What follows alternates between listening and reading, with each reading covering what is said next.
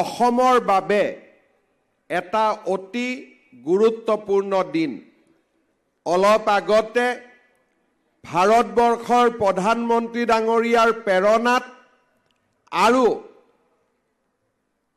আমাৰ সকলোৰে শ্ৰদ্ধাৰ কেন্দ্ৰীয় বিত্তমন্ত্ৰী নিৰ্মলা সীতাৰমণ ডাঙৰীয়ানীয়ে আমাৰ দেশৰ বাৰ্ষিক বাজেট সদনত উত্থাপন কৰিছে।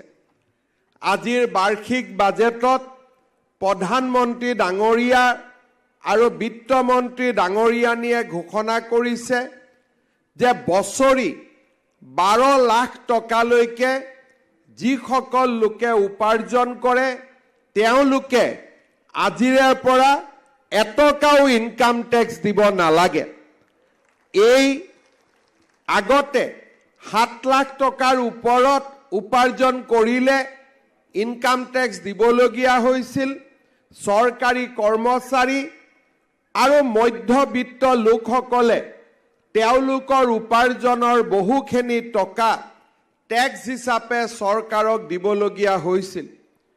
মই প্ৰধানমন্ত্ৰী নৰেন্দ্ৰ মোদী ডাঙৰীয়া আৰু বিত্তমন্ত্ৰী নিৰ্মলা সীতাৰমণ ডাঙৰীয়াক ধন্যবাদ জনাইছোঁ যে 12 লাখ টকালৈকে আয়কৰ নিদিয়া যি এই যুগান্তকাৰী সিদ্ধান্ত, এই সিদ্ধান্তই আমাক সকলোকে প্ৰেৰণা যোগাব, ৰাষ্ট্ৰ নিৰ্মাণৰ দিশত আগবাঢ়ি যাবলৈ মধ্যবিত্ত জনগণক প্ৰেৰণা যোগাব।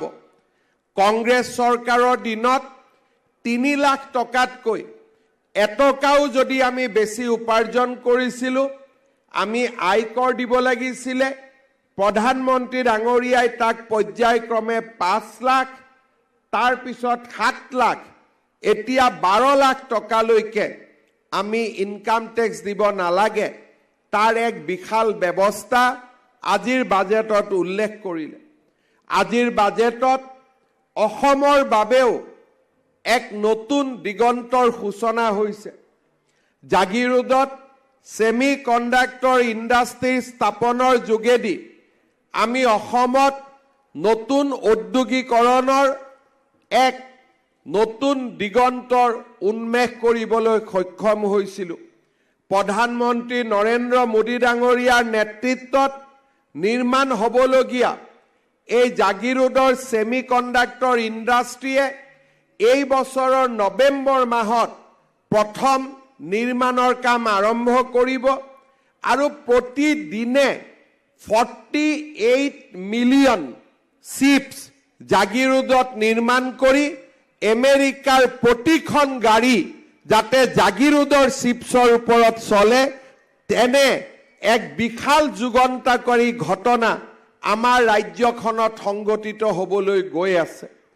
আজি তাৰ লগতে ৰজিতা খুৱাই প্ৰধানমন্ত্ৰী মোদী ডাঙৰীয়াই আকৌ এটা নতুন ঘোষণা কৰিলে যে আমাৰ অসমৰ নামৰূপত 12 lakh metric ton urea ammonia সাৰ উৎপাদন কৰিব পৰা প্ৰায় 15,000 কোটি টকা ব্যয়েৰে আৰু এটা নতুন উদ্যোগ নিৰ্মাণ কৰা হ'ব।